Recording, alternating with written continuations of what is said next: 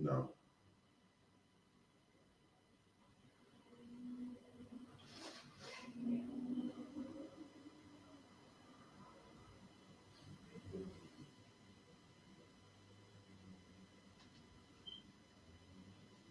Turn it on. Yeah.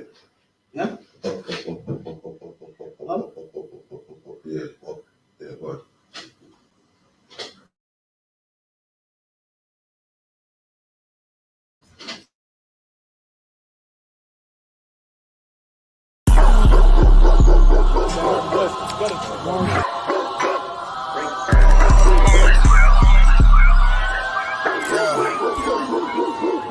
Let's get right to it, dog. You know it's raw. Well, let me catch you if you're showing off. They wanted to get you, I hold it off. Thought he was solid, but told it off. Running the field with the underdogs.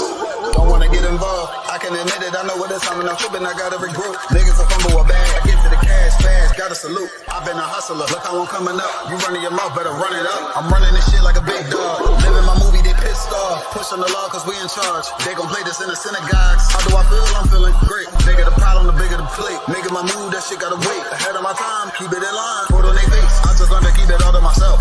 Wait, a couple of niggas that hang with me that'll bang for me. If I'm doing bad, never change on me. We the salt of the earth. We the motherfucking underdogs. We underestimated. You understand what I'm saying? I got tunnel vision. There's a bunch of ways I'm gonna get it. It's my way or the highway if you ain't fucking with it. Do what I say or go about your fucking business and take this money with you. I ain't dealing with no fucking children if they not my own. Going by myself, I'ma die alone. These bitches catch my wave and more just hopping on. They hear what I make, it starts to turn them on. I think it's sorcery, the way they ride the bone. The black magic stick, they stopping by my home when I'm not even home. I'd rather be alone so I can conquer shit and I can see it wrong. I just keep popping shit cause I won't be here long. I'm hopping on the road and get my diesel blown. She wanna drop it low and get her eagle on. My new bitch bad as fuck, she look like me alone. I came up from the dirt, was born right under y'all. And just like God of wine, said I just want it ball. These niggas seasonal, I watch them leave and fall. The last gon' finish first, cause we some underdogs. They say the first shall be last, and the last shall be first. Nigga, we gon' rule this kingdom, nigga. This one West. Talk to 'em. Ride to the sunset, slide to the moon for a boss all said ghetto, then I got him, that's my doggy dog. Don't bark, gotta mean bite, we them underdogs. Over off the wire, 5 yards, I'm pressing all of y'all. 9 niggas up like I'm director from a casting call. I don't give a fuck, you want beef, neck to all of y'all. UPK priest, lace up boost, then it's time to ball. The clip name Wendy, all these shells, I'ma let them fall.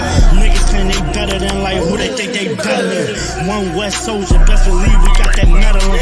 Last name Cannon, cause I still got them drummers in. Kept I set that trapper, hell yeah, I'ma let them know. Underdogs, you niggas trippin', we'll be poppin' on you sniffin'. Real crafty with that smithing, lock in on the mission, rockin' all out. Who to take the hop out, you be bitchin', cop the crew time. Now the Glock, put your nigga.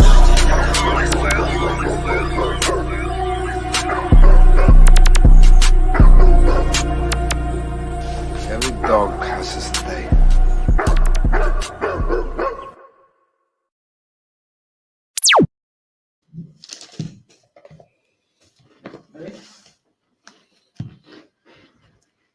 Yeah, man.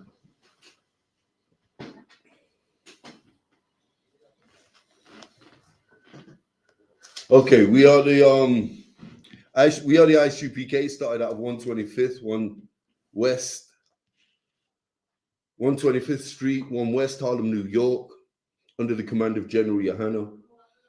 And we teach the truth out of the Bible, the King James Version 1611, that the so-called blacks, Hispanics, and Native Indians are the true Hebrew Israelites of the Bible, God's chosen people.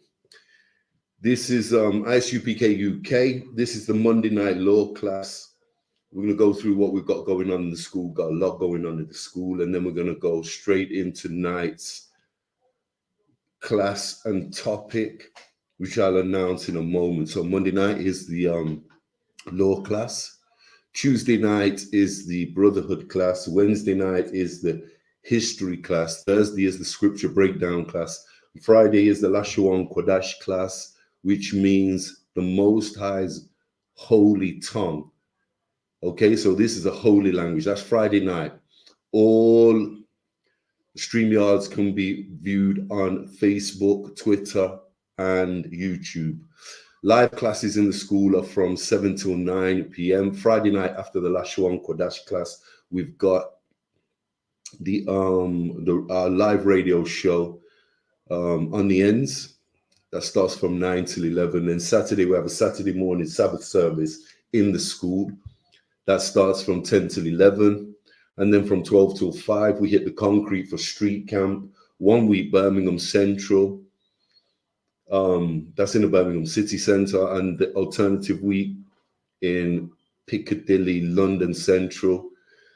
Their alternative week. So twice a month we'll be in London Central. Twice a month we'll be in London Central. Twice a month we'll be in Birmingham City Centre.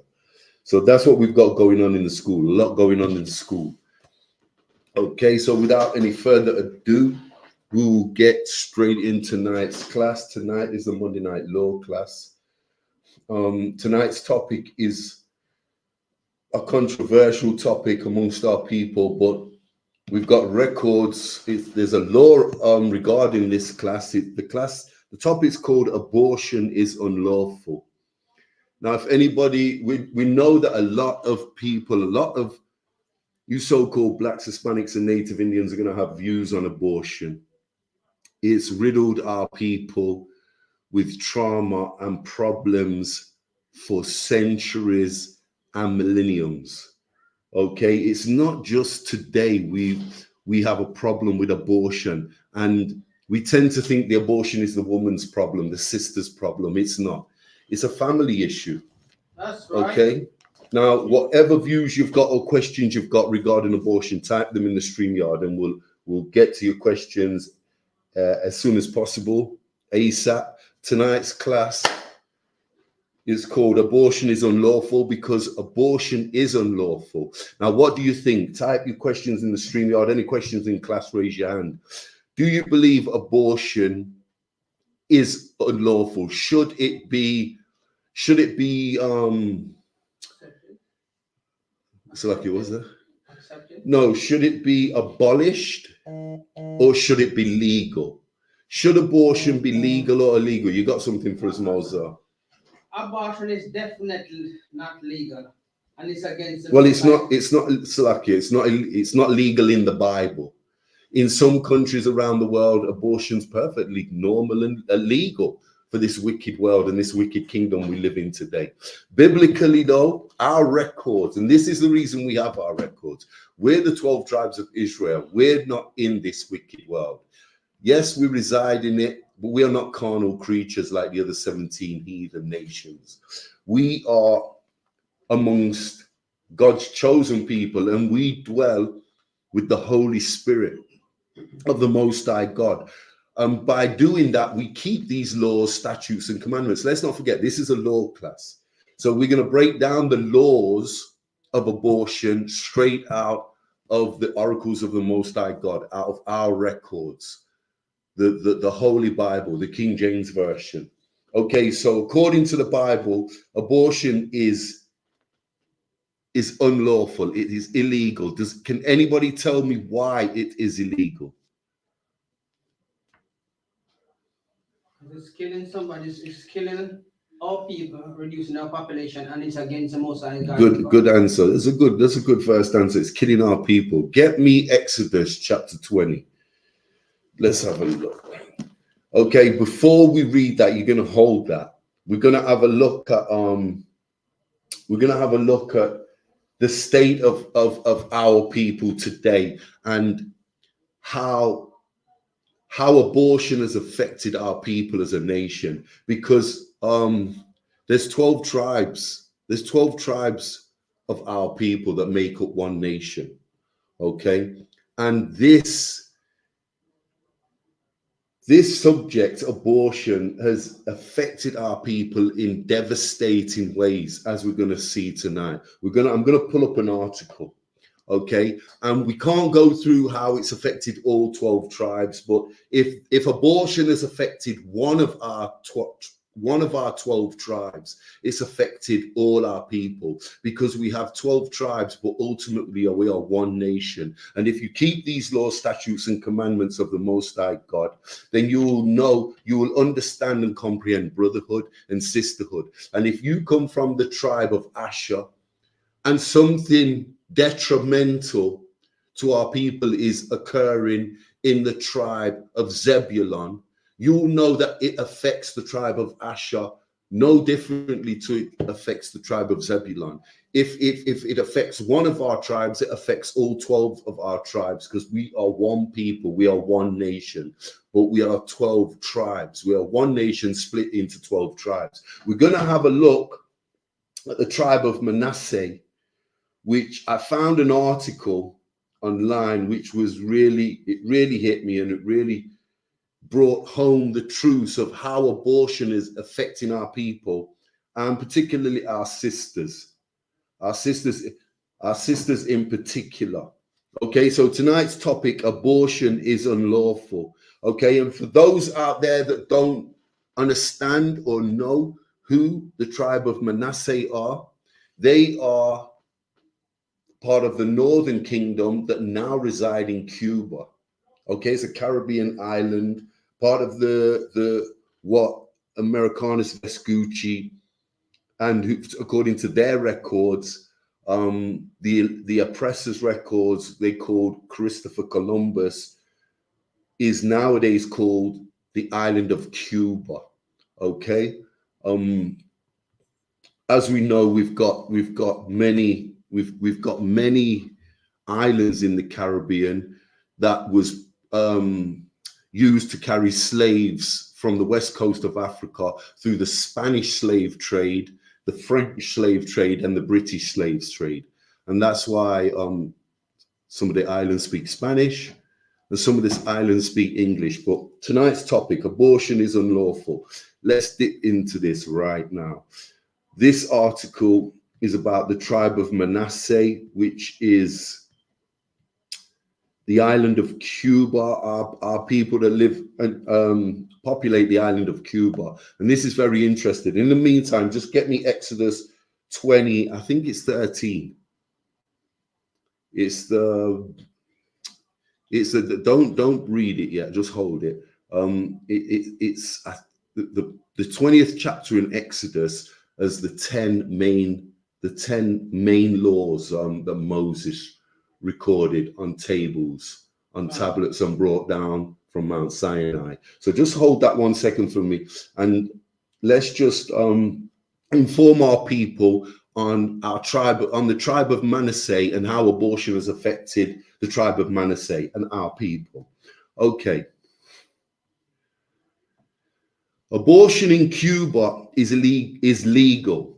It's legal today, that is, and available upon request, which is rare in Latin America because of widespread Catholic influence. Now, that means that the Vatican and the Spanish colonized the tribe of Manasseh.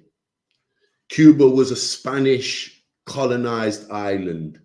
So, and the Vatican are Roman Catholics. So Catholicism, and this goes for the majority, well, all of the tribes from the Northern Kingdom, they were colonized by the Spanish slave master. Okay, so apart from Reuben and Gad, who are Native and Seminole, Native Americans, Seminole and Native Americans. Seminole Indians, I believe, are Reuben, and Gad are the Native Americans. Okay, so let's read on this article. Abortion in Cuba used to be limited to cases of harm to the mother or fetus and cases of pregnancy because of rape. Okay, fair enough, we get that. While the nature of this law was highly restrictive, the law itself was not strictly enforced. Okay, so there was lackluster with it. This is talking about the slave master. They didn't enforce this law. Why? Because poor people were getting raped and aborting their babies. Okay, that part is obvious. which shows you once again, this is a tumult or a conspiracy against our people, because the oppressor didn't give a damn about our women, didn't give a damn about our unborn children, and didn't give a damn about our people. Okay, let's read on. While the nature of this law was highly restrictive, the law itself was not strictly enforced, which meant that abortion was still accessible even before its legalization. However, as private abortions climbed in numbers, so did mortality rates among women seeking then illegal abortions. Did you get that? Illegal abortions.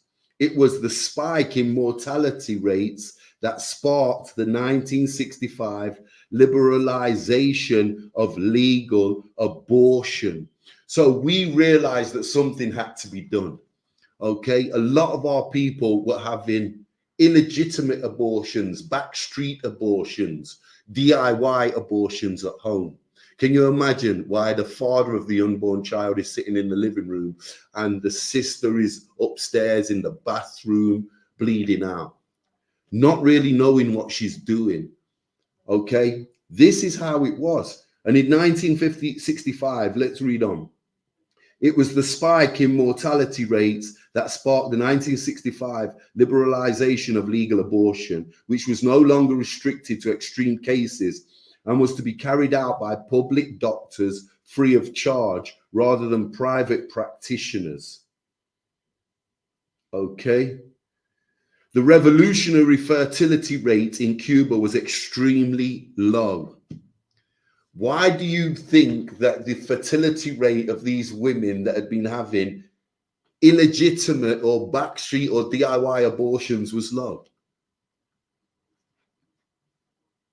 Because they didn't know what they was doing. They did not know what they was doing. They was having illegitimate backstreet abortions, and it was affecting their long-term health. But did the Spanish government care about that?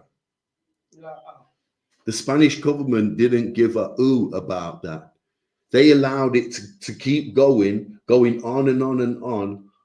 And I bet this was going on all through slavery, because especially, can you imagine the rape they're talking about? What do you think that rape might be that they're talking about? Think it might have anything to do with the slave master? Yes. There you go. There you go. Let's read on. The pre-revolutionary fertility rate in Cuba was extremely low compared to its Latin American peers and dropped as low as 26 per 1,000 people in 1958. So this is not even in slavery. This is after the abolishment of slavery. This is in 1958. And the fertility rate in Cuba was extremely low compared to its Latin America peers. And who is its Latin America peers? Colombia, Venezuela. Or we can name the tribes: Zebulon, Naphtali, Asher. Who else? You have Asher. You have Gad. Huh? Gad? Gad is a Native American. Zebulon, Asher, Issachar. Okay, and so on. Let's read on. This is Cuba. This is the tribe of Manasseh. Post-revolutionary Cuba experienced a significant baby boom, which peaked in the mid-1960s following the increased fertility rate alongside the 1965 decriminalization of abortion. So they decriminalized it in the 1960s. 1965, abortion was decriminalized. Probably something to do with the Roman Catholic Church. Legal abortion rates in Cuba rose dramatically. So now the legal abortion rates were risen after this decriminalization in 1965. By 1977, the Cuban population reached 420 legal abortions per 1,000 pregnancies, one of the highest legal abortion ratios in the world during the 1970s, What the hell is that all about, Mozart? Why do you think nearly 42%, nearly 420 legal abortions per 1,000 pregnancies? That's an alarming amount of our sisters from the tribe of Manasseh that were having legal abortions. Why do you think this was happening? Because if 50% of the oppressors' women in the UK, can you imagine this 420 per 1,000? That's nearly 50%. That's 42% of women were having legal abortions. The government weren't deterring them or turning them away or telling them not to. But this is a Catholic country, and in Roman Catholicism, abortion is allegedly illegal. So why the hell are the rates so high in a Roman Catholic country that was colonized by the Spanish? You know, that word tumult rings to mind. Psalms 83, that conspiracy. And these oppressors and these slave masters and these heathen nations have been trying to kill our babies, our unborn babies, for millenniums. You know, we cannot forget what the Egyptians did by making a law to destroy and kill all our unborn firstborn male children, whether they're in the womb or out the womb. They just wanted all the firstborn males dead in Moses's era. So this is nothing new. We're seeing nothing new here. This has been going on for centuries and millenniums. They've been trying to kill our babies. And it's our job at I.S.U.P.K. under the command of General YAHANNA to re-educate our women and make them know that every time they abort their babies, they're playing into the oppressor's hands. They're doing exactly what the oppressor wants them to do, because this has been pushed on us for thousands of years. It's nothing new. This is nothing new. Let's read on. Let's read on. In the hope of curbing high mortality rates among Cuban women attempting self-abortions, the Cuban government decriminalized abortion in 1965. The fight for legalization was furthered in 1979 when legalization was passed to make abortion more easily accessible by Cuban women. Since then, abortion in Cuba has remained easily accessible as well as free countrywide from Cuba's national public health system. So the government's not deterring our people under the Roman Catholic Church to stop having abortions. It's not illegal like it is in the Roman Catholic Church, who colonized our people. It's decriminalized, it was legalized, and now they encourage it. How crazy is that? How crazy is that?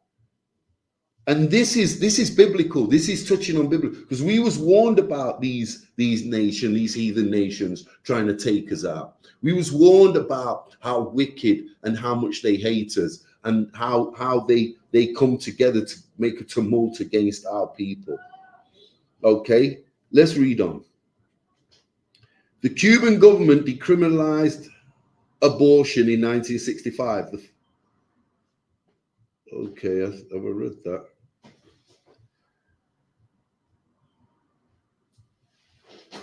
Salakia. Let's start again. In the hope of curbing high mortality rates among Cuban women attempting self-abortions, the Cuban government decriminalized abortion in 1965. The fight for legalization was furthered in 1979 when legislation was passed to make abortion more easily accessible by Cuban women. Since then, abortion in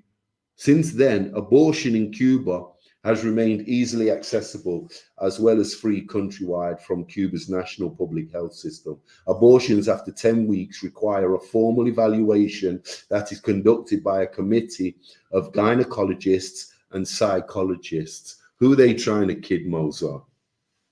Who are they trying to kid? And this article shows you that these nations, the oppressor cannot be trusted. Certainly. Whether the oppressor is the Spaniard, the Brit, NATO, the French, anybody that's colonized our people wants our people dead. They want our people never to know who we really are, and they will conspire until we are completely destroyed. Okay, and it's lucky we have our records, because where would we be today without our records if it was left to the oppressor? We're confused on this starting. Give me Exodus 20 and 13. The book of Exodus 20 verse 13. Thou shalt not kill. Thou shalt what? Thou shalt not kill. Okay, so why do you think that if you go and stab somebody in the street or shoot somebody in the street, you've committed murder, but when you take an unborn child's life, you're not committing murder? Type it in the StreamYard, sisters. Why do we believe that that is not murder? You are following the oppressor. When the oppressor says, oh, it's your body, until you push that child out of your body, out of the womb, till you give birth, that child is owned by your body. Well, we're going to have a look that your body's not even yours, and certainly that growing life inside your womb, inside your body, does not belong to you. Read that again, Baba Kasha. The book of Exodus 20 verse 13. Thou shalt not kill. Thou shalt what? Thou shalt not kill. So if you're aborting babies, sisters, you so-called blacks, Hispanics, and Native Indian sisters, you are aborting, you are committing murder, you are killing. And the Most High God says right here in Exodus 20 and 13, okay, the 20th chapter's got the 10 commandments, the 10 most important laws in our nation, for our nation to follow. Okay, so killing is one of the 10 most important laws. And every time you abort a child, you are committing murder. You are killing. And that, sisters, is against the law. And you know what's even worse than this? You brothers out there encouraging who want to go to the hotel and dip have a dirty weekend and dip. And you don't want to, you just want to get your rocks off. Yeah. And the next minute the girl's ringing you up in 5 or 6 weeks telling you she's pregnant, and you're telling her to kill.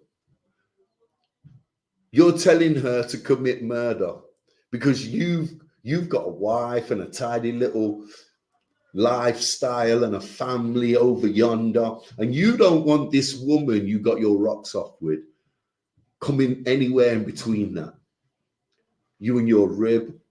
But you had the goddamn nerve to sleep with this woman and create a life. Now you've got to step up and take care of that life and honor these laws and honor who you are. Honor your people, your inheritance, your nationality. You so-called blacks, Hispanics, and Native Indians. This law is for you. We don't care what the other 17 nations do with their unborn children. You can kill and have as many abortions as you want. This applies to we're talking to you blacks, Hispanics, and Native Indians. Our people. Our people. If you're aborting your babies, your unborn babies, you are killing and breaking the law. You are transgressing the law of God. And do you know what the punishment is, Mosa, for those that kill? Death. Death and destruction. That's what you face. So this is vital. This is important that we understand this and know this law and know what you're doing when you even consider aborting your child. It's not up for negotiation. None of these laws of the Most High God are up for negotiation. None of them, not one. Get me Proverbs 6 and 16, Baba Kasha. Me Proverbs 6 and 16. None of these laws of the Most High God are up for negotiation. You get pregnant, you You are going to be pregnant for the next 10 months. You're going to carry life in your body for the next 10 months. And aborting or killing that life is not negotiable. If you didn't want a child with this man, if you didn't want a child with this woman, don't lay down with them and make them your wife or your husband. Do not lay down with them. You're breaking all kinds of laws. You're behaving like sexual deviants. Do you understand? This is not what the Lord intended for our people. This grimy way of life. That's right. This was not what we're about. Okay, have you got Proverbs? I don't answer. Hold on, let me get there with you. Is it 16 or 17 you want to read? Is it 16 that Slow down. I want both the verses. If I'm honest with you, it's 6 and 16. Let me have a look. 16. Yeah, start at verse 16 and read 17. Baba Kasha. Proverbs 6, verse 16. These 6 things doeth the Lord hate. Okay, so there's 6 things the Most High God hates. He cannot stand. Read. Yea, 7 are one abomination. Okay, so there's 6 things the Lord hates, and 7 is an abomination. Read on. Unto him. Verse 17. A proud look. So swallow your pride, you blacks, Hispanics, and natives. Read. A lying tongue. Stop bearing false witness on your brother, even your sister. Read. And a hand that shed innocent blood. Read that again. And a hand that shed innocent blood. Hands that what? Shed innocent blood. There you go. It's a done deal. Because what innocent... Now, listen. Mozart, answer me this. What is innocent? A person who have done no wrong are innocent of your anger against them. Okay, I'm not going to say you're wrong. You're right. Your answer's right. Innocent is not participating in anything that's in the accusation. Anything that someone is accused of, you did not partake in it. That's the innocent. What is this innocent talking about here? These are the records of King Solomon. These are King Solomon's records. What is he talking about here? What is so innocent that God would hate the hands that shed innocent blood? What is innocent? A person who just has not partaken in anything. No, think about the topic, what we're talking about. Innocent. What is innocent? Somebody that has never breathed or lived a day of life yet. Innocent of all sin, of any kind of iniquity or transgression of the law of the Most High God. That is an unborn child. So I want our sisters and our brothers to think about this for a minute. Proverbs 6 and 16, 17. Okay. The Most High God says that 7 is an abomination. He hates the 6 things, and 7 is an abomination. And the 7th is hand that shed innocent blood. Innocent blood. Now you think of that growing life in your womb, sister. That child, that unborn child has never done anything. He's never lived a day of life. He's never breathed a day of life. So that life that's growing in your body, in your womb, has never transgressed the Most High's law, never sinned, and has no iniquity on its name. No iniquity to its name. But your hands are full of blood. If you abort that child, if you kill that child, your hands are thick, covered in blood. And the most, I read verse 17 again, Baba Kasha. And I put 18 into it because 18 are a good one. No, read 17. Okay. A proud look, a lying tongue, and a hand that shed innocent blood. Yeah, I don't want 18. 17, that's perfect for this class, for this topic, okay? Because this is what we're talking about here, innocent blood. Innocent blood is that unborn child in your womb, sister. It has neither known corruption nor sin. Not yet, not in this life. Yet you're going to go listen to your baby daddy and get an abortion because he's not ready, or he thinks you've not got enough money, or you're scared because he's left you and you're single. You're going to be a single mom potentially. If you sisters and brothers out there didn't want this life, then you shouldn't have laid down together and created it. That's the bottom line here. And by acting on it, by destroying that life, you are an abomination to the Most High God. It's as simple as that. And you will face death and destruction. This is murder. Abortion is murder. Thou shalt not kill. Exodus 20 and 13. Thou shalt not kill. You kill that life that's growing in your womb, sister, brother. If you force your will on your rib, on your woman, on your wife, and make her abort that baby, you're going to face the same death and destruction that innocent child did. The blood is on your hands. You so-called blacks, Hispanics, and native Indians, the blood is on your hands. Read verse 17 for me again one more time, Bobby, for sure. The book of Exodus 6 verse 17. A proud look, a lying tongue, and a hand that shed innocent blood. There you go. There you go. It's a done deal. Get me Psalms 127, Bobby, for sure.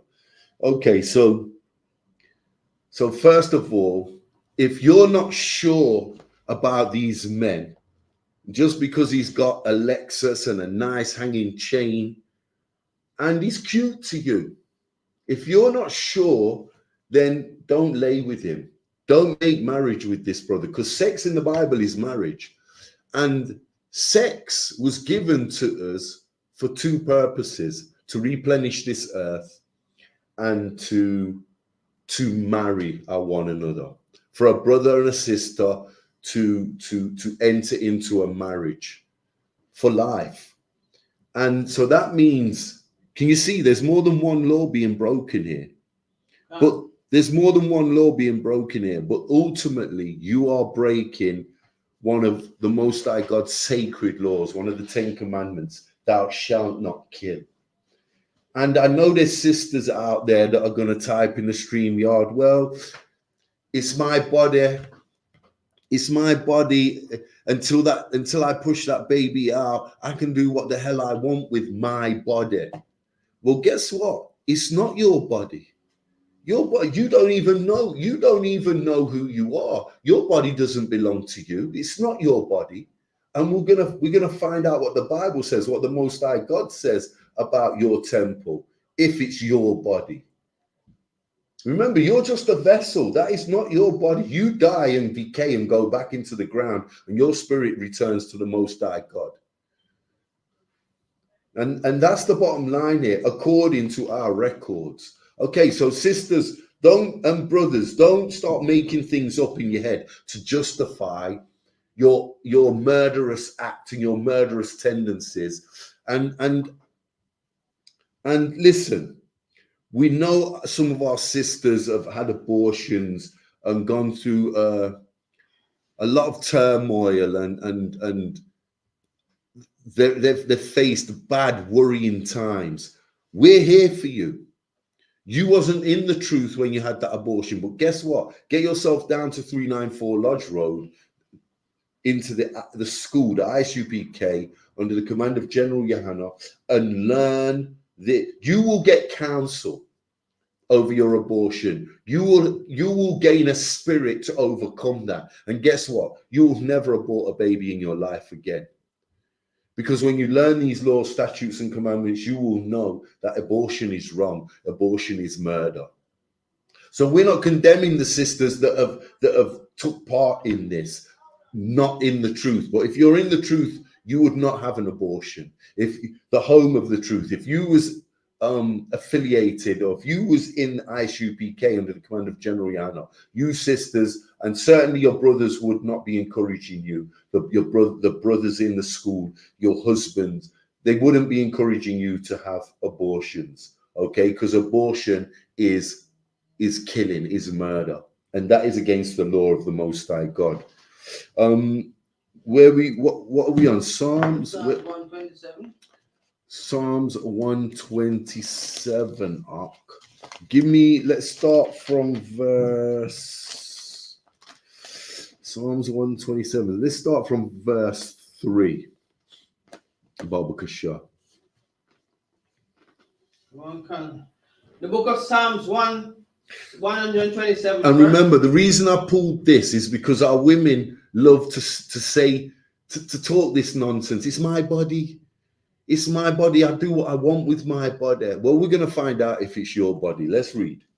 The book of Psalms 127 verse 3. Lo, children are an heritage of the Lord. Read that again. Psalms 127 No, just verse low. 3. Just low. Don't announce it again. Lo, children are an heritage of the Lord. Read that again. Lo, children are an heritage of the Lord. There you go. Children are a heritage of the Lord, not of your skin, flesh, and bone, not of your carnal being. Once that child is in your womb, it doesn't belong to you. Your body doesn't even belong to you. Read. And the fruit of the womb is his reward. And the what? And the fruit of the womb is his reward. There you go. Your unborn child doesn't even belong to you. It is the Most High's inheritance. There you go. And who wrote the book of Psalms? David. King David. Okay, King Solomon's father recorded the book of Psalms. And no one prayed like King David. Loved to pray, loved to sing. He was a musician. Okay, and let me tell you,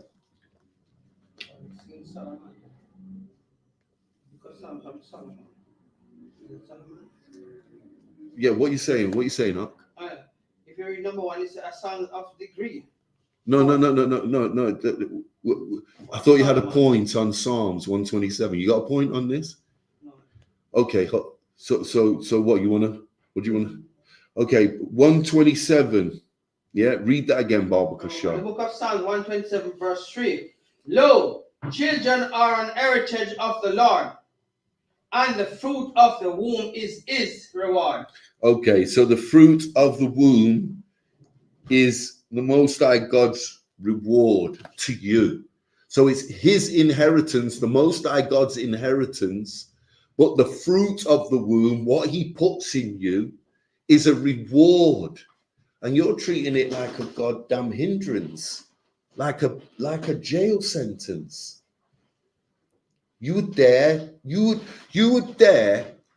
a reward, a gift. What's a reward? A reward's a gift. You're given a gift from the Most High God, and you're going to throw it back in his face.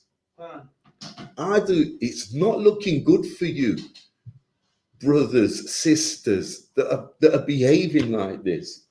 It's not looking good for you. What you've got to look forward to, if you're behaving like this, is death and destruction. I promise you this. It's all throughout the Bible.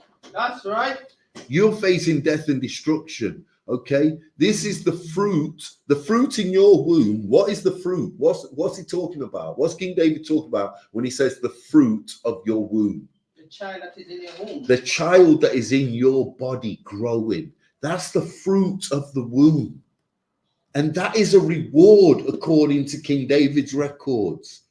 That's not a hindrance. That's not something to hate or dislike. That's something to love and cherish. It's a reward. It's a gift. I just don't understand why. Even when I wasn't in this truth, I could never contemplate abortion. I couldn't comprehend it. I couldn't understand it. Call it the spirit. I just couldn't get my head around why people wanted to abort their unborn child. And look, you might think you can justify this, sisters, brothers, but 9 times out of 10, you're aborting your child because it's either illegitimate or there's some kind of fornication, maybe adultery or financial. Or you might make marriage with a man or with a woman and wake up the next day and think, oh, damn, what did I do on a drunken night out? I don't want this woman. It's too late. You've made her pregnant. You should have thought about that before you laid down with her and made marriage.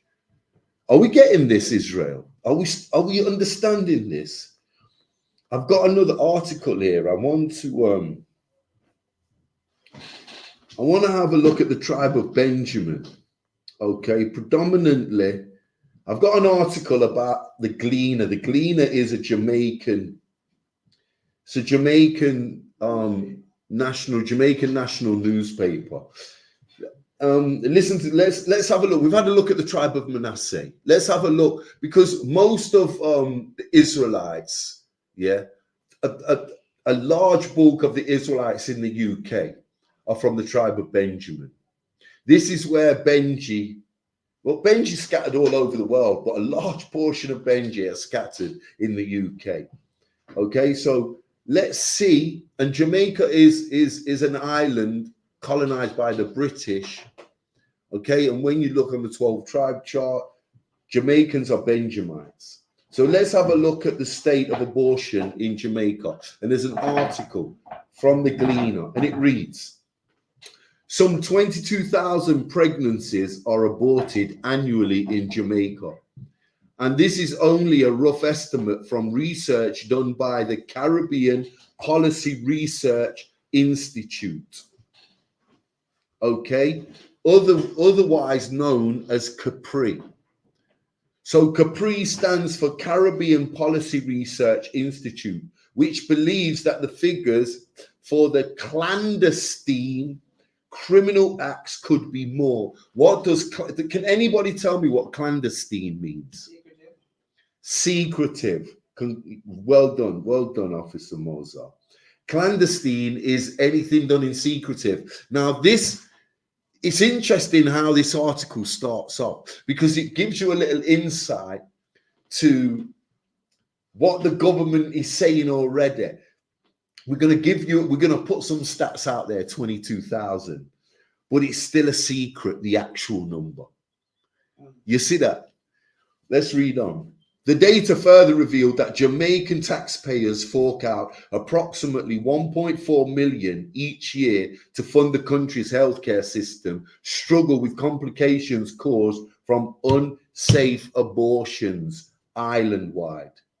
Okay, that doesn't need breaking down. That's self-explanatory.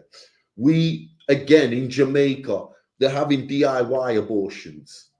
People that can't afford abortion because they put a cost in it. You know, these people that fund the Jamaican government, which is colonized by the Brits, the oppressor, they've got stipulations on everything. Okay, and it's like the banana trade in Jamaica. If you don't give up certain amount of soil, then you're not going to get funded by the American government, by whoever wants your soil. You know, the orange clay, so on and so forth. This is a similar thing. Let's read on. The data further, the study dubbed Coming to Terms, the cost of unequal access to safe abortion in Jamaica, will be officially launched this Thursday. Okay, so let's move on. We're not going to go into that. This Thursday. Okay, all right. There are, listen to, and this is the article continuing in the Gleaner, Jamaica's national newspaper. There are no official figures for the number of abortions conducted in Jamaica each year. There you go, clandestine. You hear that, Mozart? secretively. You don't get one, Bashar. There are no the Gleaner, the Jamaican national newspaper, have stated there's 22,000 abortions a year in Jamaica. And a lot of them are DIY. And the population of Jamaica is how much? 2 million.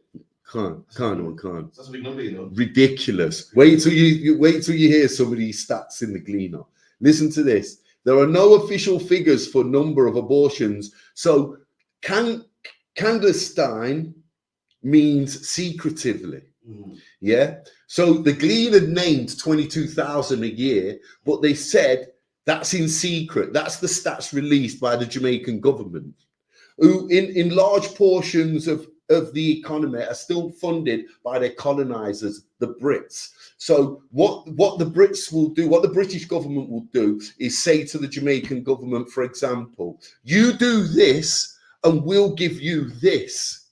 If you don't do this, we will hold back that. Okay. Do you see where I'm coming from? Now listen to this article. There are no official figures. So if you say there's 22,000, we really know there's 44,000 abortions. That's what's going on here. Can you see that? Now listen to this. There are no official figures for the number of abortions conducted in Jamaica each year, as most of these abortions are clandestine, secret. The estimates vary between 10 and 37% of all pregnancies annually.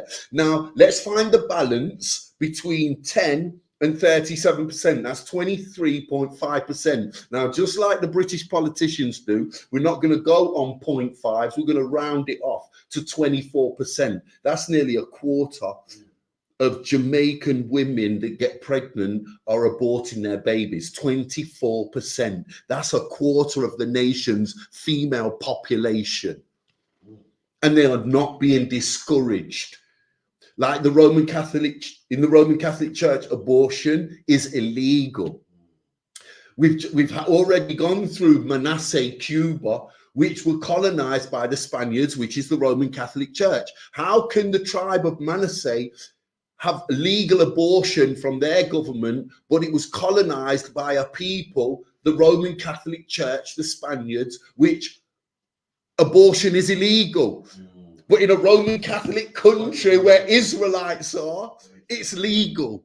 You're getting the picture now. The same thing goes for Jamaica that was colonized for Britain. Listen to this. Between 10 and 37%. That's 24%. That's a quarter of the women in Jamaica annually that get pregnant abort their babies. Wow. A quarter of our Benjamite women abort their children. In Jamaica alone, we've still got Trinidad, St. Kitts and Nevis, Barbados, Montserrat, Grenada, British Guyana. There's plenty of British colonies. There's plenty of Benjamite Islands. Come on. These stats are bizarre. Do you really when you read this and see these articles for example, the Gleaner, you start to understand the real, you start to understand the real true meaning and breakdown of Psalms 83. You see that? Because like I said before, this is no new thing. This is no new thing. The oppressor trying to wipe us out and use our pregnant women to destroy our nation. Yeah, it happened in Egypt. It happened in Egypt with Pharaoh, with all the firstborn males. If they'd been born already, they wanted them drowned in the Nile. If they hadn't been born, Pharaoh wanted our children, our firstborn males, aborted out of the womb. Salaki, you got something on that? Real quick, man. It's powerful what you bring it up, man. Wisdom of Solomon, 1:5. Also, those merciless murderers of children and devourers of men's flesh and the feast of blood. So that's basically let you know that anyone that kills a child is a murderer. It's not official by the government. It's not cool. It's not a mom's choice. If I was saying you're a murderer if you murder children. So like, read that. That's Wisdom of Solomon. Yeah. Yeah, read that again, Baba Kashar, the one. and also those merciless murderers of children and devourers of men's flesh and the thieves of blood. And there you go. And that's self-explanatory. They want us to die off. They want us to stop reproducing because our seed is of royal bloodline. Our seed is different to theirs. And they're never going to mean to the Most High God what we do. Let's finish off this article. Just get me Jeremiah 1 and 5, Baba Kashar. Get that ready for me, please, Officer Mozart. Okay, we've got more stats. Okay, between 10 and 37% of all pregnancies annually are aborted in Jamaica. Okay, given that up to 43% of the complications in early pregnancies may be due to attempted termination of pregnancy. So our women that can't afford in our Baptist colonized countries by Britain and in our Roman Catholic colonized countries, the Northern Kingdom, apart from Gad and Zebulun, Gad and Reuben, the other 7 tribes of the Northern Kingdom were colonized by the Spaniards. So, and that's a Roman Catholic country. That's the Roman Catholic Church that leads them, that led that colonization. And we've got to start to understand this, that every time we abort our babies, we're playing into the oppressor's hands. We're doing exactly what the oppressor wants us to do. And that's why in Exodus 20 and 13, you can't kill. And that's not just going out and shooting a brother in the face or stabbing a sister and taking a handbag or a chain. This is killing that unborn child that's growing in the womb.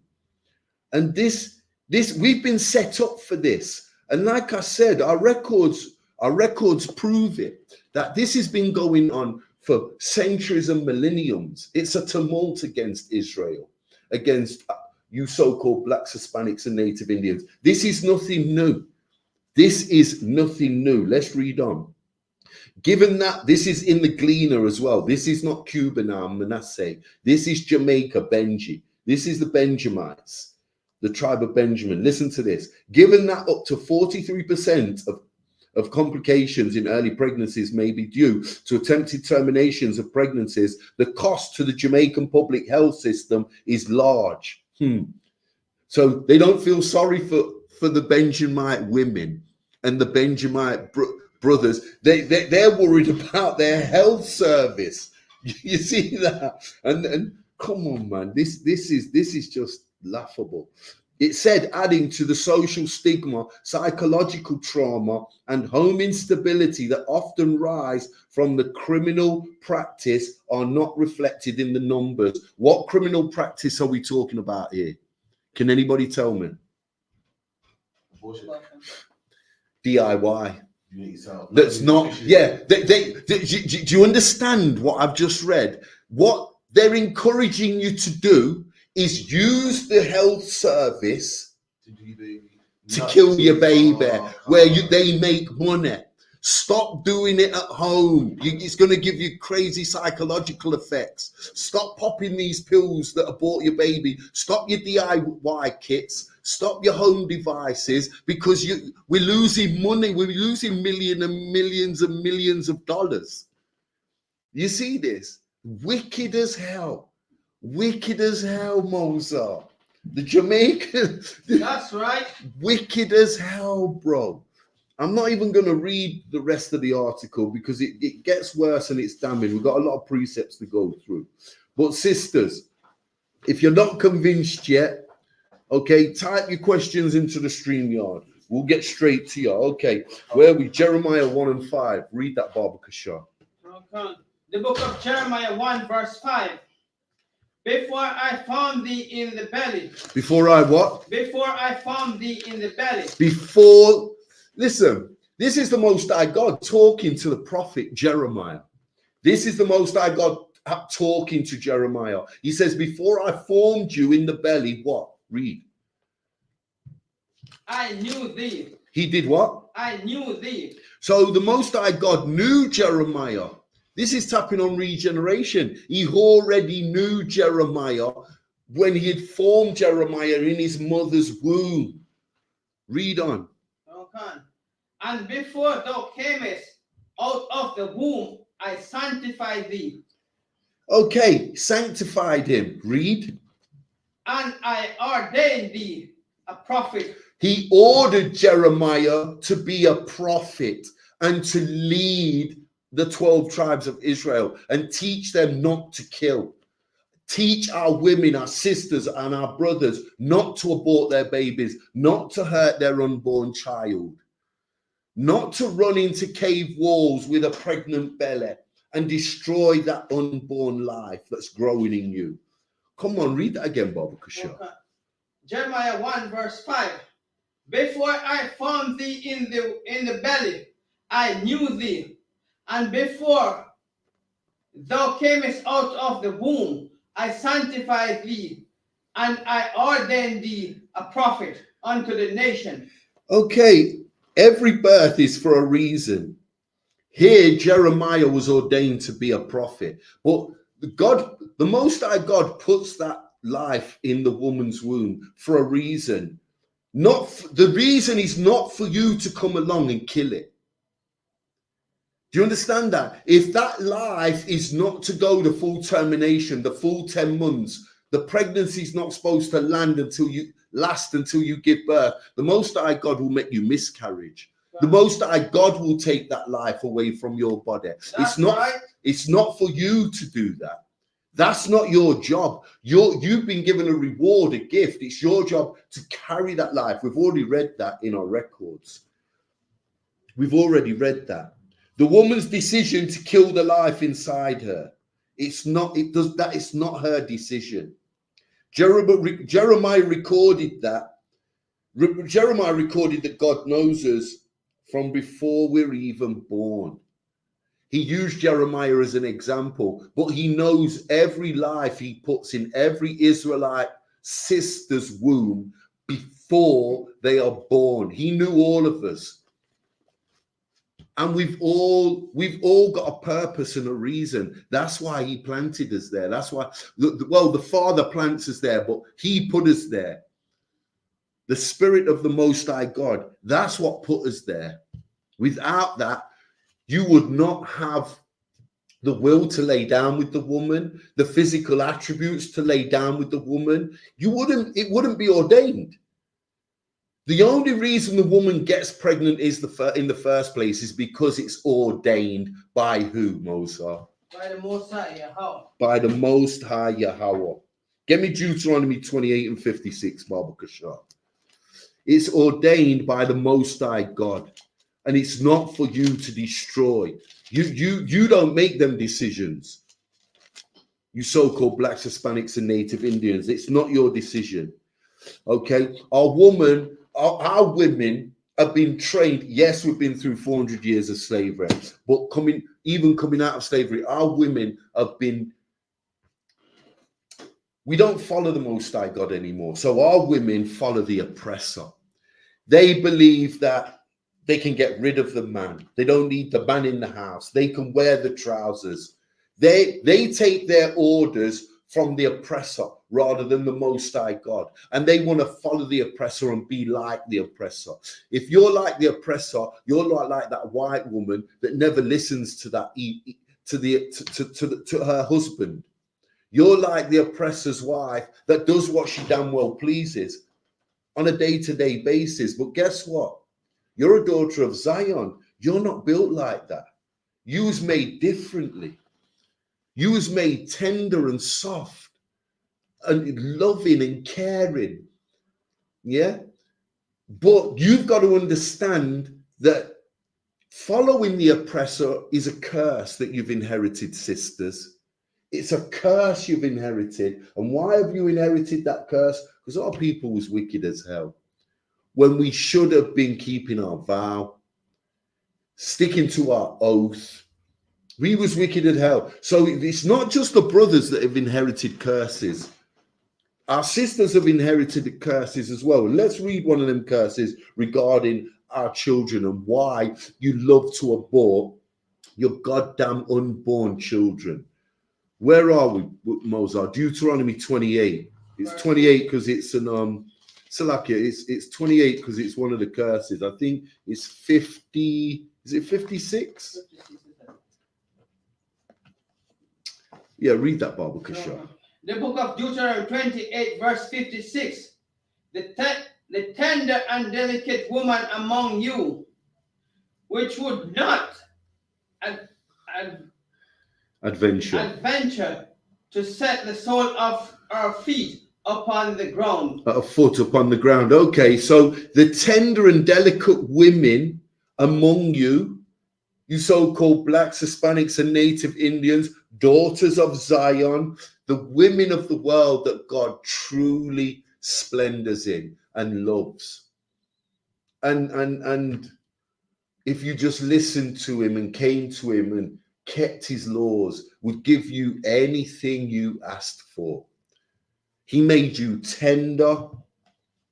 He made you tender and delicate. Read that again from the top, Baba Kasha. Do you think it's tender, Mozart, to kill? Killing is an act of war. It's a savage mentality. Okay, you say killing is a savage mentality, but according to the Bible, killing is what we do when we go to war. We kill as many of these heathen as humanly possible. And in a lot of cases, we're ordained or we're ordered to wipe them out utterly. Yes, okay, that's a nation. But when it comes to war people. No, we're not talking about that. We're talking about killing is the art of war. Yeah. It's an act in war. Yeah, our women should not be warmongers. That's left for the men. Our women, by killing their unborn children, by aborting their babies, that's an act of war. And that's an act of war against the Most High God. Read that again, Baba Kasha. The book of Deuteronomy 28, verse 56. The tender and delicate woman among you, which would not adventure to set the sole of our foot upon the ground, for delicateness and tenderness. Okay, so our women are so delicate and tender. You should be carried everywhere in carriers, in carriages. That's how tender and delicate you are. Your feet should not be spoiled. Read on. Our eyes should be evil towards the husband of her Okay, bosom. so I should be evil towards her husband. Read. Husband of her bosom, and towards the son. And towards who? Our son. A child. Read. And towards our daughter. And towards who? Our daughter. Okay, so this is what's going on with our women. Our women have fell for the tricks of the oppressor so deeply that our women have got an evil eye for our children now, and that includes the unborn child. Verse 7. Speak about the unborn child. Shall we go to verse 7? Okay, yeah, read verse 57. We're getting verse to 57. And towards our young one that cometh out from between our feet. Read that again. Verse 57. And towards our young one that cometh out from between our feet. It's a done deal. It's a done deal. You've got, so this is a curse, but you followed the oppressor so deeply and passionately and believed in what he's spilled to you, what he's told you. You are no longer a delicate and tender, and you hate your children.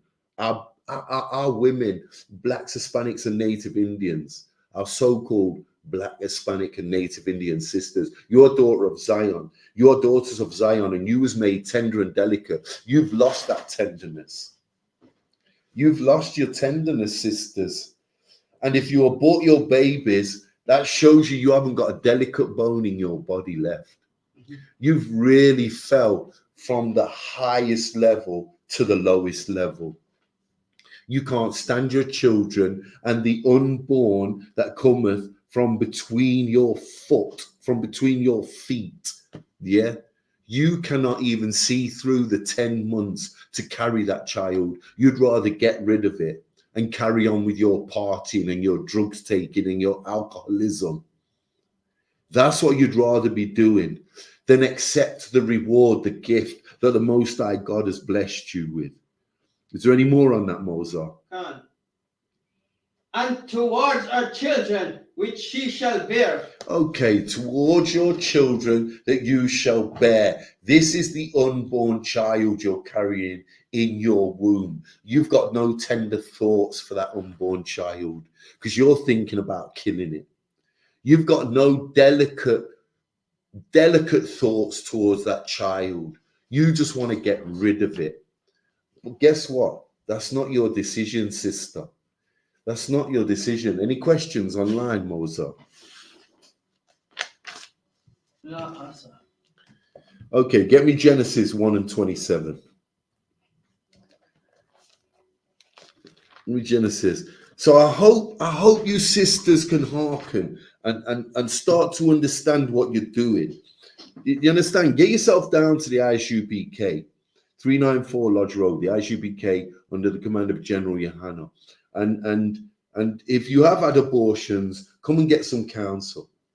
Come and get some counsel. And once you learn this law and learn these laws, statutes, and commandments, I promise you, you will never in your life have an abortion again. Because abortion is unlawful according to our records. We have these records for a reason.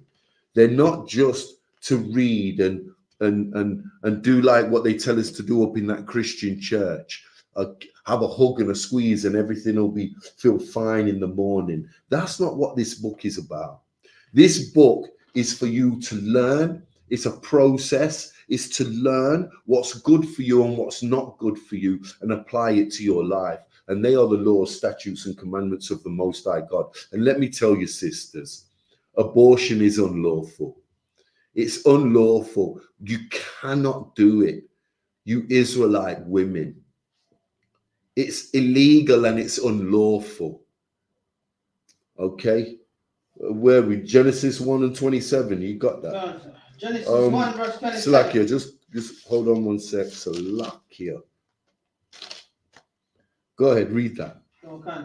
So God created man in his own image. So God did what? Created man in his own image. In his own image, so we could understand the law.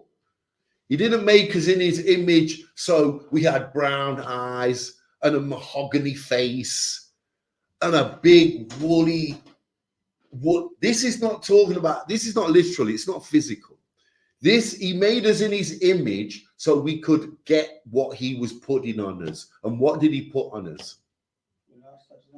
The laws, statutes, and commandments. Read on. But Salakia, don't get me wrong. We do look like the Most High God. The Most High God is a black man. Okay? That's right. He is a so-called black man. But that's not what this precept's talking about. He made us in his own image so we'd get it, so we'd understand it. Okay? That's exactly why he made us in his image, so we'd understand the law. Read.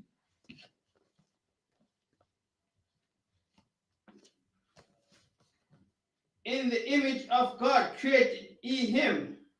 Male and female created he them. It's 27, right? Okay, yeah, so there you go. There you go. He made us in his own image so we'd understand the law, so that we could behave like the angels and be obedient. Who the angels, who are the angels? The angels are God's loyal servants. So then who are the priests and prophets of the Most High God? Are we not doing a similar work to the angels? Do you think the angels keep the Most High God's laws? Do you think they keep his laws? They keep his laws. Everybody who is associated and affiliated with the Most High God must keep his laws, statutes, and commandments. That's right. Okay? And we're no different. Verse 28. We are no different. Read on. Verse 28. And God blessed them and said unto them, be fruitful and multiply and replenish the earth. And that's where we're going to with these precepts. God law. Okay, he made us in his image so we could be obedient and keep his laws, just like the angels, just like the cherubims, just like the priests and prophets, just like the kings, the judges. Okay, we're no different. We are one of the Most High God's loyal servants, and one of his laws were to go and replenish this earth. And how do you replenish this earth? Multiply. By making marriage and multiplying. Exactly. Read that again, Baba Kashar. Just verse 28, Baba Kashar. The book of Matthew 1 verse 28. And God blessed them. And God said unto them, be fruitful and multiply and replenish the earth. There you go. To multiply and have children, not abortions. To replenish. Right. There you go. To replenish, to multiply, not to kill, not to destroy that growing life that's in your body, sister. Not to listen to your grievous husband that doesn't have a substantial grievance. He's just out of pocket and doesn't want another kid. He's selfish as hell. He's wicked as hell. Okay, these laws are for a reason. Our records are for a reason. And it's to stop us doing things like aborting our babies, killing our unborn children. Okay, we can't do it. It's as simple as that. That's the bottom line. Any questions online, Baba Kashar? Okay, get me Exodus 1 and 15. We've got a little bit to get through in Exodus.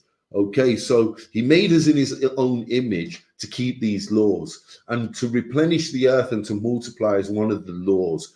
That what is not lawful is to abort your child, sister. That is unlawful. That in our records is unlawful. Okay, Exodus 1 and start from verse 15. Okay, what we're going to have a look at is how this has been going on for millenniums. This has been going on for 2,000, 3,000, 4,000 years. These heathen nations trying to get us to kill our children and abort our babies. Read that, Baba Kashar. Well, the book of Exodus 1, Exodus 1 verse. Exodus 1 and 15. Okay. Start at 15. The book of Exodus 1 verse 15. And the king of Egypt spake. Hold on. And the what? And the king of Egypt spake. Who's the king of Egypt? Can anyone in class answer me that? Pharaoh. Pharaoh. Pharaoh is the king of Egypt. Read.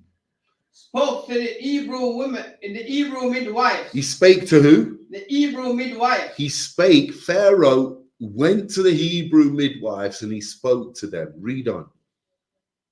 Of which name of one of of which the name of the one was Shipra. Shipra, and the name of the other Pua. Okay, read that again. Exodus 1 verse 15. And the king of Egypt spoke to the Hebrew midwife. Spake. Which. Read it again, Moses. Slow down. Exodus 1 verse 15. And the king of Egypt spake to the Hebrew midwife, of which the name of the one. Shipra. Yeah, let me read it. The name stop. Hold on. And the king of Egypt spake to the Hebrew midwives, of which the name of one was Shipra, and the name of the other Pua. So here we've got Pharaoh. He's approached the midwives of the Hebrew Israelites. Now these Hebrew Israelite women, sisters, midwives, They had the law and they was following the law. Okay, and they knew that they could not terminate these children that were growing in the wombs of Israelite women. This is what these midwives knew. Okay, but these nations have been trying this and been trying to kill our children and our babies for millenniums. Read on. Verse 16. And he said, when he do the office of a midwife to the Hebrew women, and see them upon the stools. If it be a son, then he shall kill him. Read 16 again from the top. Exodus 1 verse 16. And he said, when he do the office of a midwife to the Hebrew women, and see them upon the stool, if it be a son, then he shall kill him. Okay, so Pharaoh wanted, he wanted this prophet that had been prophesied, this savior as Israel. He wanted him destroyed, and he knew that it was going to be a man. So what did he do? He ordered the Israelite midwives, the Hebrew Israelite midwives, to kill all the firstborn sons. Or if any child with a pregnant woman, if it was a female child, the child would live. If it was a son, a boy, a baby boy, then that baby boy would be drowned. Okay, read on. But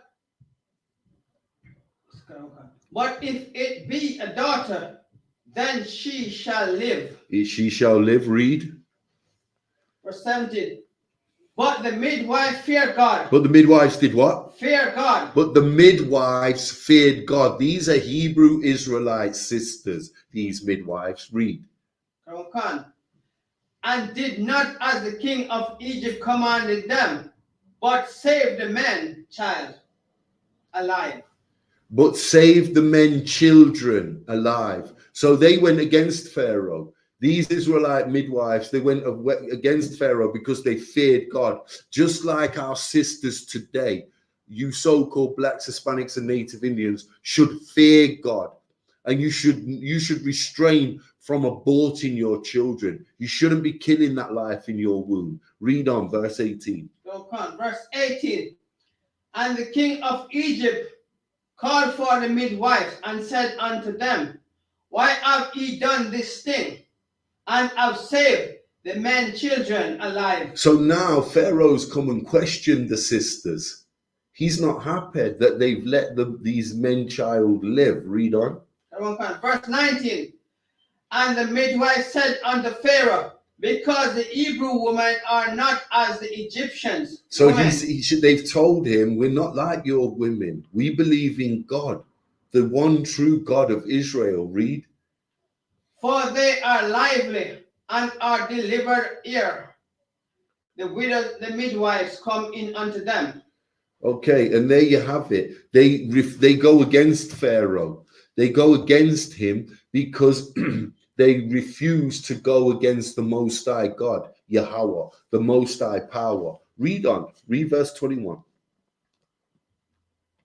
Verse 21. And it came to pass, because the midwives feared God, that he made them houses. Verse 22. And Pharaoh charged all his people, saying, every son that is born he shall cast into the river, and every daughter he shall save alive. Okay, so he wanted the young men, the unborn boys, drowned. He wanted them drowned. Get me Job 39 and 16 and hold it. Okay, so these nations have been trying to genocide us forever. It's right here in Exodus. It's right here in the first chapter of Exodus, starting from verse 27. Salakia from verse 15. These nations have been trying to genocide us forever. The Egyptians wanted our men aborted, or if born, killed, drowned in a river. Imagine that. These Hamites are wicked as hell. No wonder the Most High God dealt with them like how he did. But guess what? you so-called blacks, Hispanics, and Native Indians are going to have a similar fate as Pharaoh and his army if you continue to abort your babies, if you continue to kill these Israelite babies that are a reward from the Most High God. That's what they are. Our women that abort are playing right into the oppressor's hands. That's all you're doing.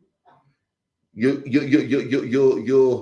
angering the Most High God by playing into the oppressor's hands. When the man disappears or is absent from the family home, our sisters are left to raise boys into young men. And we can see in society today how that turns out, can't we? We can see how that turns out. Okay, so our sisters take the easy option, destroy the child, abort the baby, get rid of the baby. And we fell straight into the oppressor's hands. And Pharaoh was the oppressor because we was in captivity. These Hamites had us in captivity for over 400 years, just like the modern day oppressor did have. Okay, so sisters, if this doesn't convince you, then we don't know what will. This is a law. This is a law not to abort your baby. Abortion is unlawful. It's not your body. It's not something that you can decide to do or not do. The baby, you can't turn around and say the baby isn't a living, it's not alive until I push it out from between my legs. Because we've already read, it's a reward, it's a gift from the Most High God. It's not a toy for you to throw in the bin when you've had enough of it.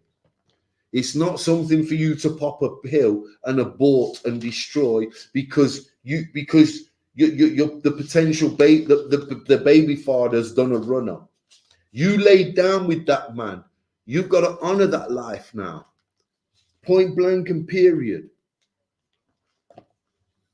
Do we understand this? Do we get this in class? Is there any questions online? Oh, okay, Job 39 and 16. Read that, Bob Kusha. The book of Job 39 verse 16. What time she lifted up herself on high, she scorned the horse and his rider. No, sorry, 16. Start again, slow down, verse 16. The book of Job 39, 16. She is hardened. She is what? She is hardened. She is what? Hardened. Read. Against her young ones. She is hardened against her young ones. That curse reoccurring. This is in the book of Job. This is long before the curses were afflicted on us. So our women have had that spirit to have that hardened heart from before even Moses came out of the mountain with the 10 commandments and the law, statutes, and commandments revamped by the Most High God. Revamped, the same laws we've always had. So Noah wasn't allowed to abort his children. Adam and Eve were not allowed to abort their children. Moses was not allowed to abort his children. Job was not allowed to abort his daughters. What the hell gives you the right to abort yours? Why do you think, you so-called blacks, Hispanics, and Native Indian sisters, what makes you think you have the right to abort your children? How dare you? Read on.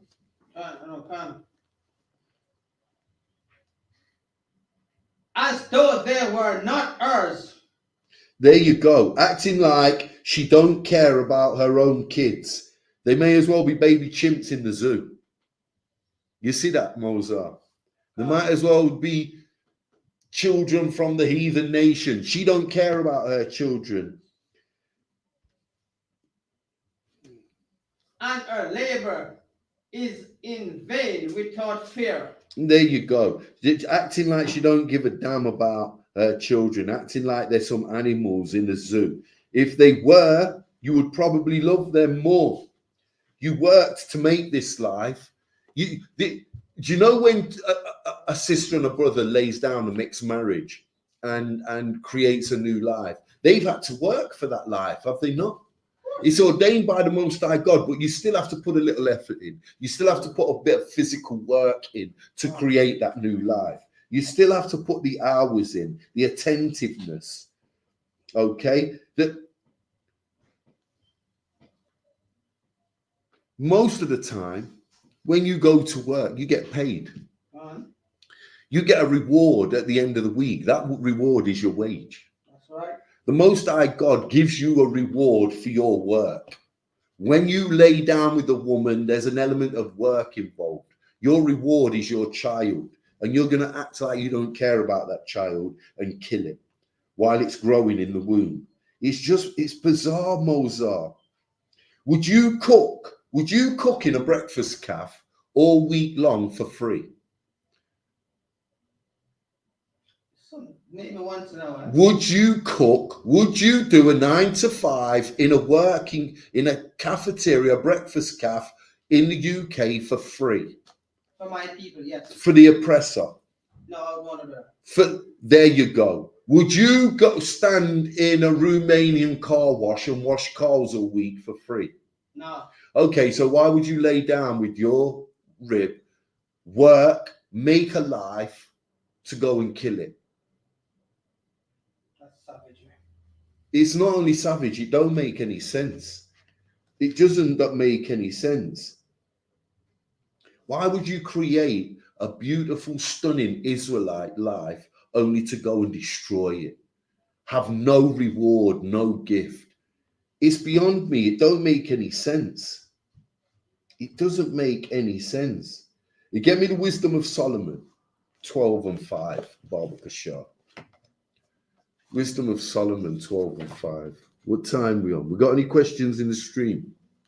Yeah, so just fire burning. Just fire burning? So they agree. The Akyam wa Akwasian agree. 58. Okay, 12 and 5, Baba Kashar. Wisdom of Solomon, 12 and 5. Read that ring when you're ready, Baba Kashar. Will come. The Wisdom of Solomon 12 verse 5.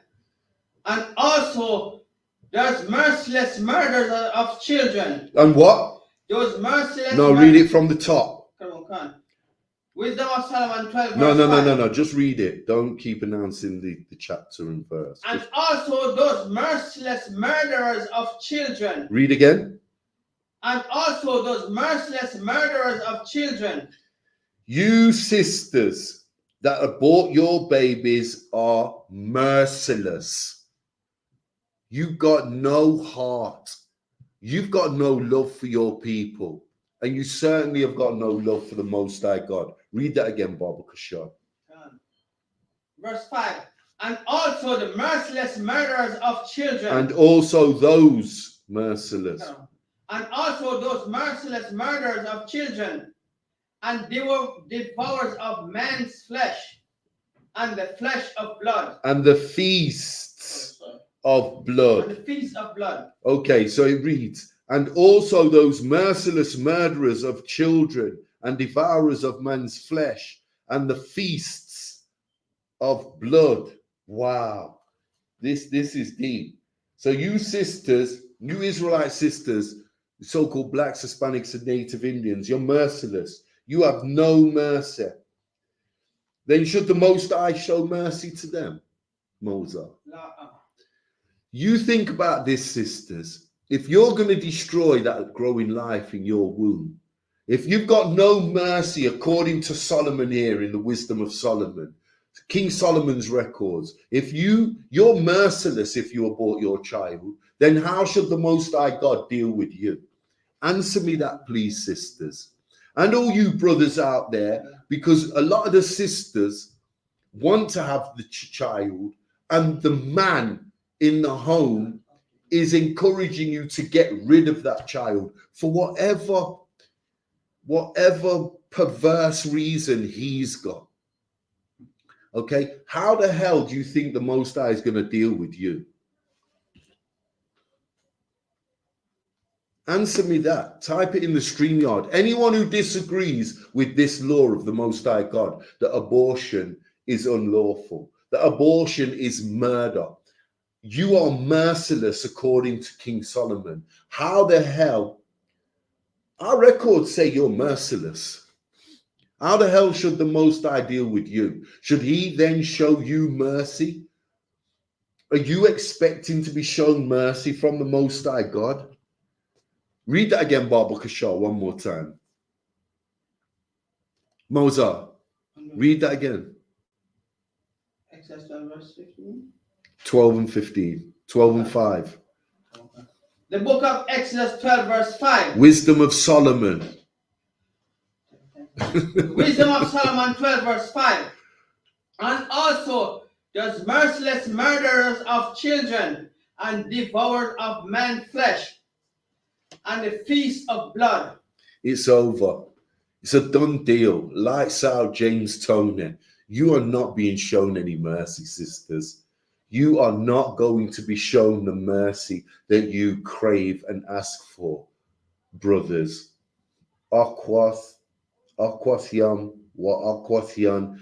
that's brothers and sisters in the Hebrew.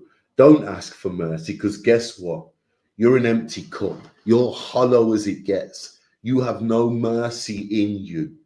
So don't expect mercy to be shown to you. You're a killer and a murderer of Israel. That's all you are. You're a destroyer of the seed, the royal bloodline of Israel. That's all you're doing. You're helping the oppressor and you're against us. You're against your people. You're not with us. You call yourself black. You call yourself Hispanic. You call yourself native, but you're not one of us. You might as well be one of the goddamn heathen. Yes, you're a Gentile already. You abort your baby and don't ask for no mercy, because you have none. You have no mercy in your heart. None whatsoever. Get me Psalms 103, Baba Kashar. Psalms 103 and verse... I don't know how the hell we could ask for mercy after killing one of our people. And you're going to believe that because you've not given birth yet, that's not one of our people. That's the seed of an Israelite. That's royal bloodline growing in your womb. How dare you ask for mercy? And you have none. Let's start from verse 17.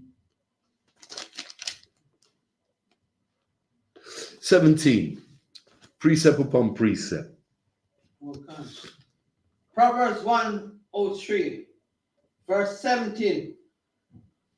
But the mercy of the Lord is from everlasting to everlasting. The Most High's mercy is everlasting.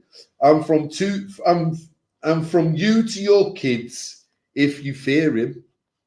It's from you to your kids that mercy will be shown. It will be passed on through generations. Read it from the top again, Baba Kashar.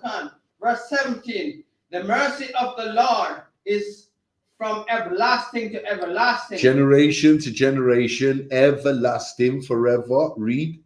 Upon them that fear him. Upon them that fear him. And who fears the Most High God? The Israelites. It's in 1 John 3 and 4, 3 and 5. Those that keep the commandments. It might that might not be the right precept, but from everlasting to everlasting upon them that fear him. To fear God is to keep his commandments. Okay?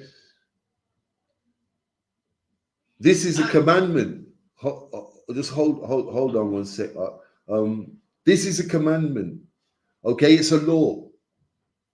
Not thou shalt not kill. Exodus 20 and 13. Thou shalt not kill. If you abort a baby and you still are in denial, you're not killing, what the hell are you doing? If you abort your unborn child, you tell us in the I.S.U.P.K under the command of General YAHANNA, what are you doing when you abort that baby if you're not killing alive, killing an Israelite life of royal seed? of royal bloodline. What the hell are you doing if you're not killing? If you're not committing murder? What are you doing? Read that again, Baba Kashar, from the top. Okay. But the mercy of the Lord is from everlasting to everlasting upon them that fear him, and his righteousness unto children's children. There you go. Righteousness unto children's children. You can receive this mercy forever if you keep these laws, statutes, and commandments. That's right. You will always have the Most High God's mercy. He will always be with you if you just keep these laws, statutes, and commandments. Verse 18. You want to, hold on. The same thing, doesn't it? Hold on.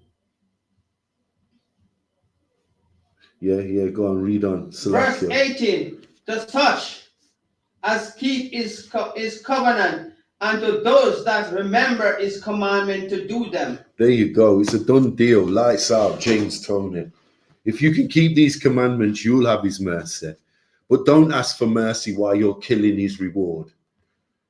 His gift to you, that royal bloodline that's growing in your womb, that Israelite child. Yeah. Don't think because it's unborn, it's not murder. You're killing you're killing that Israelite. And let me tell you, yeah, there's going to be no mercy for you. There's going to be no mercy whatsoever for you.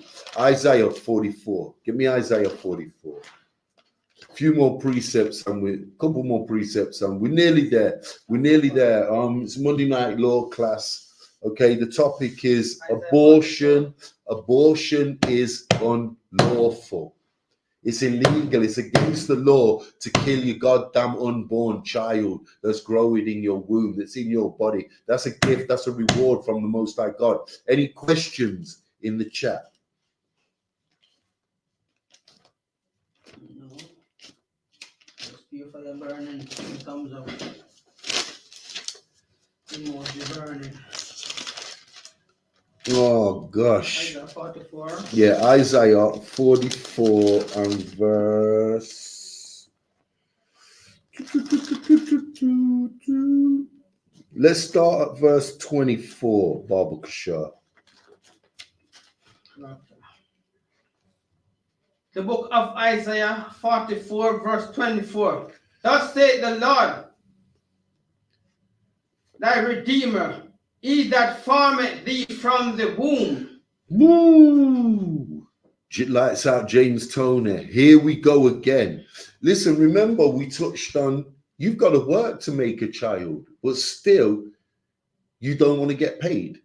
Still you don't want the reward of having the joy of watching that life you created, that work you did with your rib, with your sister, with your husband, with your man, with that brother, come into this life and be raised and grown into a mini you. Can you imagine? It is lovely to see them growing up. It's amazing. Why the hell would you even contemplate aborting your baby, your unborn baby? Read that again, Baba Kashar. Verse 24. Thus saith the Lord, thy Redeemer, he that formed thee from the womb. I am the Lord that maketh all things. He is what? I am the Lord that maketh all things. Read on.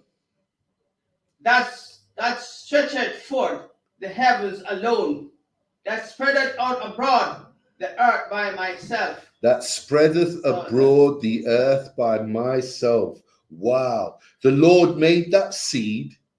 You didn't make that seed. The Lord made that seed. He's miraculous. He's amazing. He's the Most High power. He made that seed.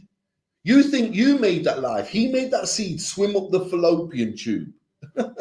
He made you have the energy and the inspiration and the willingness to first lie down with the sister. Then he allowed your seed to swim up the fallopian tube. Imagine that. The Lord made the seed crack that egg. The Most High God, you didn't do that. You're not in the womb. You're not in swimming around in the fallopian tube, cracking eggs with a mallet and chisel. The Most High God done that. You know, your GP, your oppressor GP, general practitioner, your doctor will tell you it's all coincidental, it's all accidental. If we can give you a time of the month when it's 85% almost a definite that she'll get pregnant. Any other time of the month, it's 50-50. No, it is not. Don't listen to your goddamn devil doctor. This is down to the Most High God, and it's hooked to the Most High God. It's not up to your general practitioner, and it's not up to you, Israel, you so-called blacks, Hispanics, and Native Indians. It's up to the Most High God, and He has blessed you. He makes your seed swim up the fallopian tube. He makes that seed crack the egg. Look, it's right here. He makes the seed crack the egg and ignite life. The Lord put that spirit on a mother and father to get down and dirty in the first place. You understand? If not, you'd come home from the club, you'd come home from the dance at 5 a.m, drunk, jump into bed, roll over, and go straight to sleep. You'd be snoring inside 3.5 minutes. The Most High God gave you that spirit to jump on your wife and plant that seed in her. Always remember that, Israel. The Lord, the Most High God does these things, not you. We don't do them. The Most High God either puts that spirit on you to do, or He puts that spirit on you to do not. We've got to start remembering this, Israel. And if we do, we perhaps wouldn't have so many, the abortion rates wouldn't be so high in our nation amongst our people. Because it's tragic, Mozart. Honestly, the abortion rates amongst our people are absolutely tragic. They're tragic. Isaiah 1:15. This will be the last precept. I think we're about there. 2 minutes tonight. We've got time for one more precept. Let's go to Isaiah chapter 1 and verse. Let me just check. Isaiah 1 and Isaiah, hold on, and when you spread forth your hands, verse 15, we'll start at verse 15. I think we only need 15. Babakasha. The book of Isaiah 1 verse 15, and when he spread forth your hands, I will hide mine eyes from you. Okay, so there you go. When you, the Most High God's telling you, when you spread forth your hands in prayer, this is in prayer, you know, you're going to ask Him for something. What? And you've just aborted your child. You've just committed murder. You've just broken your sworn oath with the Most High God. And you've not just missed the Sabbath. You've not conveniently missed a feast day. Do you understand? You've committed a crime in Israel, punishable by death. You've aborted your child. You've committed murder. You've killed an Israelite life. That's unforgivable. That's well, I say it's unforgivable. You will face a judgment, and you will find out what your judgment is. You're going to find out what your judgment is. Remember, no mercy. Read that again from the top. Book of Isaiah 1 verse 15. And when he spread forth your hands, I will hide mine eyes from you. Yea, when he make many prayers, I will not hear. Your hands are full of blood. You aborted your child. Sisters, brothers, so-called blacks, Hispanics, and Native Indians, you killed that unborn Israelite in the womb. Okay? The Most High has departed from you because you aborted that baby. You aborted your baby. He's done with you. It's over. He's finished. And if you don't get this, then if you don't get it, then this is not for you. You've aborted your child. The Most High God's departed from you. It tells you right here in Isaiah, he's finished with you. It's a done deal. Lights out, James Toney. Do not bother going to church and praying to God. He's departed from you. He's finished with you. He's done. It's over. And those of you in the truth, you wouldn't be in this state in the first place, because you'd be keeping these laws, statutes, and commandments. And that is in the One West doctrine, the home of the truth, the I.S.U.P.K, under the command of General YAHANNA. Okay? And with that, I'm going to call the class. Clap it up. I'm going to hand the class over to Officer 50 Mozart for the security announcements.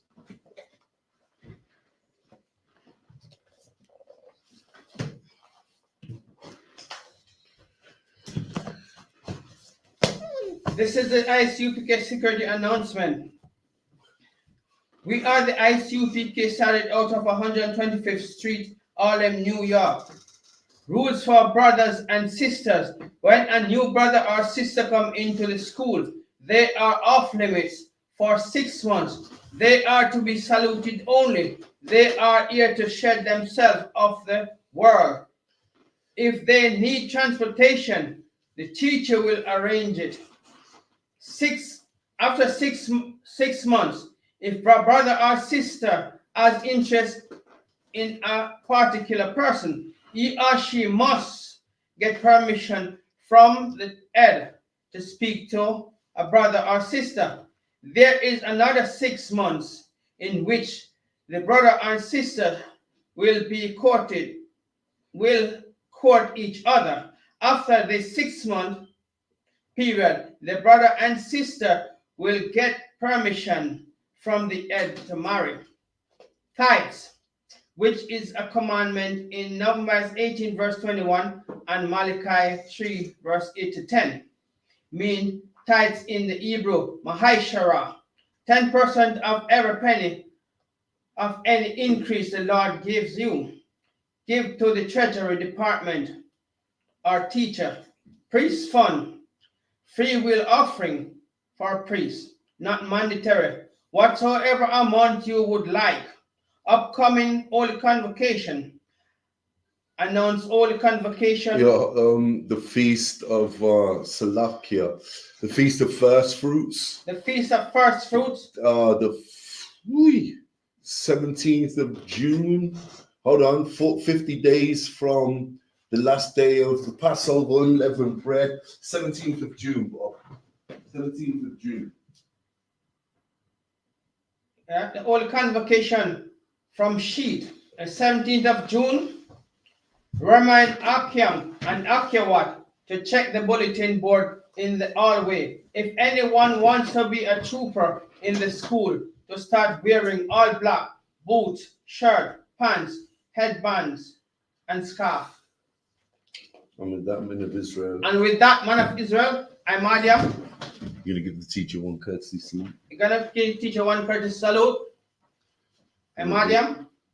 I'm Adiam Shabbat. I'm Adiam. Barak. Yahweh Hashem Yashai Barakatam. Barakatam. Barakatam. Yahweh Hashem Yashai Barakatam. And with that, we say, Yaya Mata. Class dismissed. It's in the stream, Moses. In the stream. Anytime you want to say some emoji more fire. Huh? You want some more emoji fire? Yes, man. Thanks all the online support. Who's that? No. Gone in the stream.